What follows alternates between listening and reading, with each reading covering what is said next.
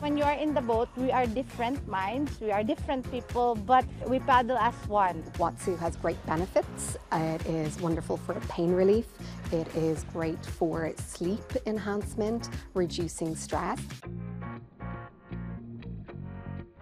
Hello, welcome to Qatar 365. I'm Adil Halim, and on this episode, we take a deep dive into water activities and see how water sports play an essential role in Qatar. And Laila Humara explores the different ways water is used as a healing tool. But first, I went to Qatar Beach to find out why so many dragon boaters find a sense of community and belonging on the water.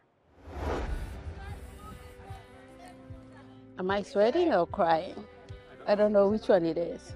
Considering the weather and the subject matter, it's likely a bit of both. But despite her tears, Lucy Akungu is feeling good. What's not to love? Paddling with friends who've become family.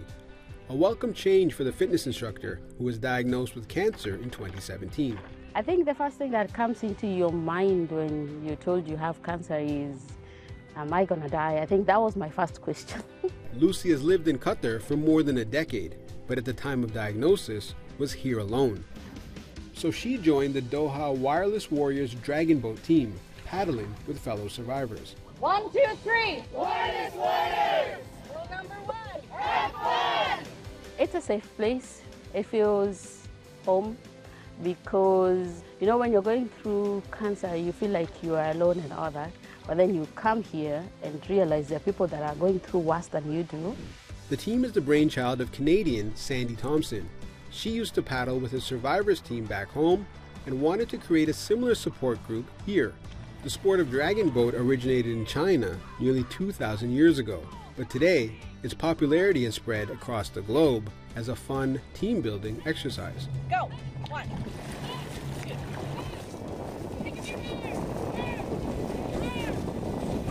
Our objective is to get strong, to build cancer awareness, that there is life after cancer, and to build a community. Don't give up. You can do this. You did chemo, you did radiation, you did surgery. You can do this. Whether on a competitive team or just for fun, dragon boaters say like any other sport, there's a learning curve for first-timers, but paddling skills do develop over time. Age, weight, and skill are not barriers to join. Being a team player propels the boat forward, and rowing in sync makes all the difference. Cindy Dichos never considered joining a dragon boat team before moving to Qatar from the Philippines. But in just a few years, she's become a team captain.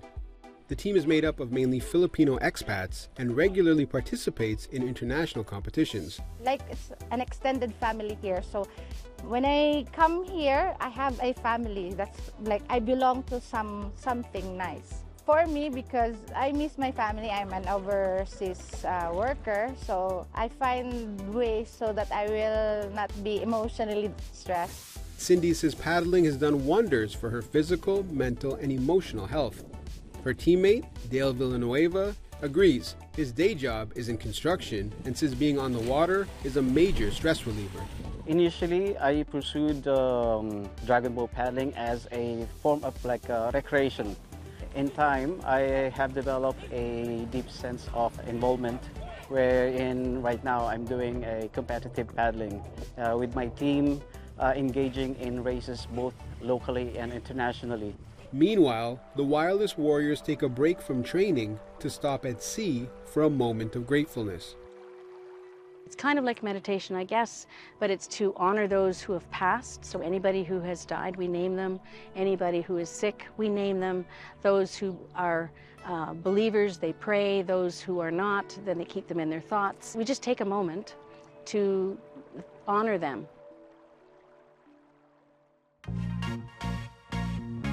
Now, staying in the water, Qatari swimmer Abdullah Al-Khaldi hopes to one day represent his country at the Summer Olympics. The 17-year-old has already brought back several medals from regional tourneys. I recently caught up with Abdullah here at the Hamid Aquatic Center, where he trained during his formative years.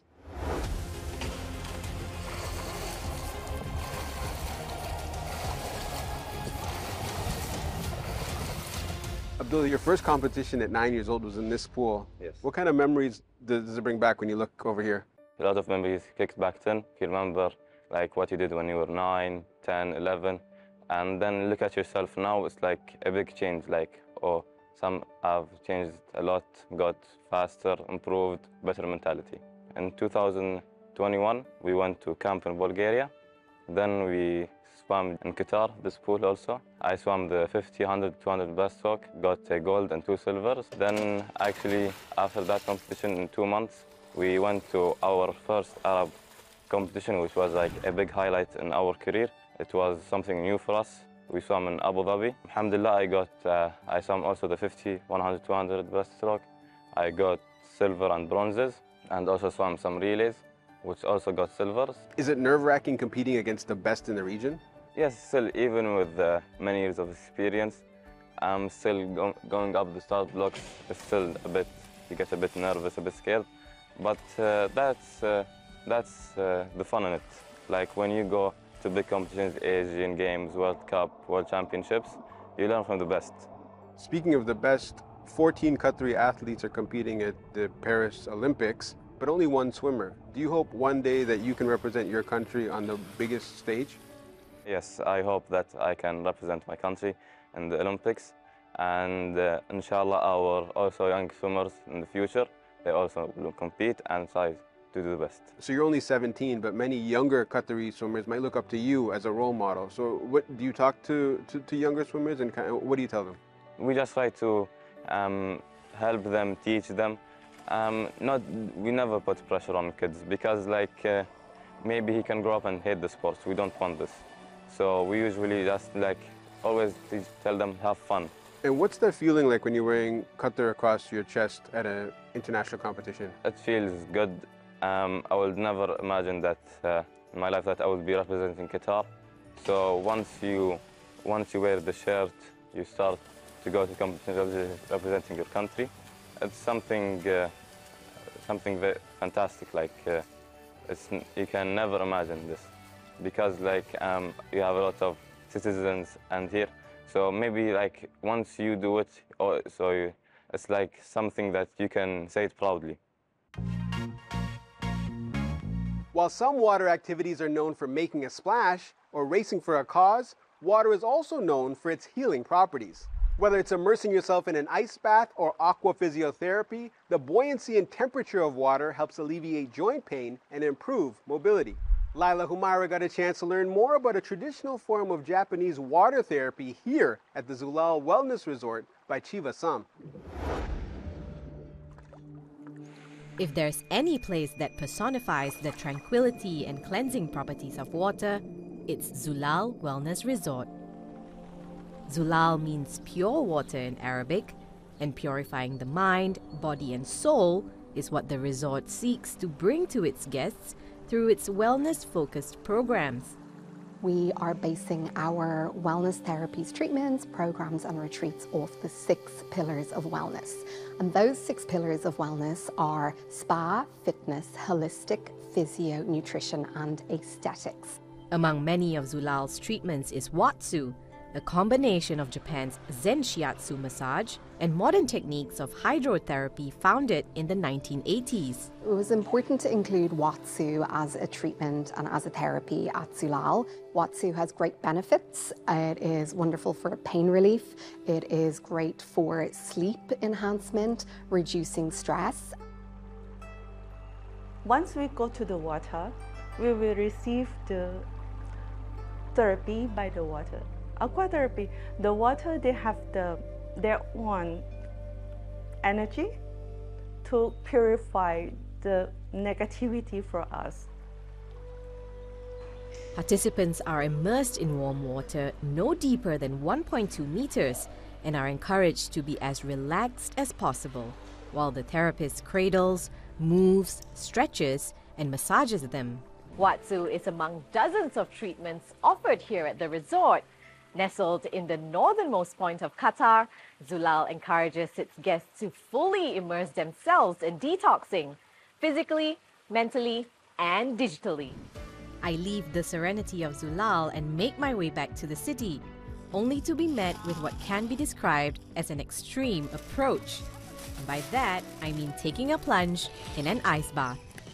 Valeria Kochneva founded Awaken to offer alternative wellness programs in Qatar. Held at the St. Regis Hotel, the ice bath sessions are quickly becoming their most popular class. It's definitely a shock. It's a shock for your body. Body does not expect. When we experience any kind of shock, it goes to flight and fight mode. Don't react to that. Just observe your body and breathe, breathe, breathe.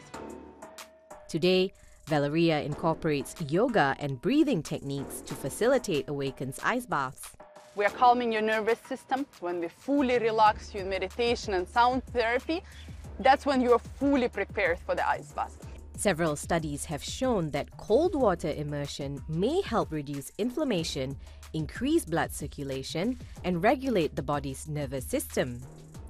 And while there are also scientific reports of differing results, those who feel the benefits of it generally come back. I always keep coming back just because of the recovery benefits that you find from it. When you're in there, you hate it, but then afterwards you feel alive again. And for those still hesitant to try, Valeria says the limits of the human body itself can be seen as uncharted waters, and the only way to find out is to explore. Don't be afraid to try different techniques, different practices. There's so many things we don't know about our bodies. We are 80% consist of water, and we don't know, I think, anything about our bodies. With only one shared land border with Saudi Arabia, much of Qatar is surrounded by the Persian Gulf. On this episode, we explored how water is used as a crucial element, from healing therapies, having fun in the sun. We hope you enjoyed getting in the water with us, but that's all the time we have for now. For more, check out Euronews.com and connect with us through a hashtag. Thanks for watching, and we'll see you next time on Qatar 365.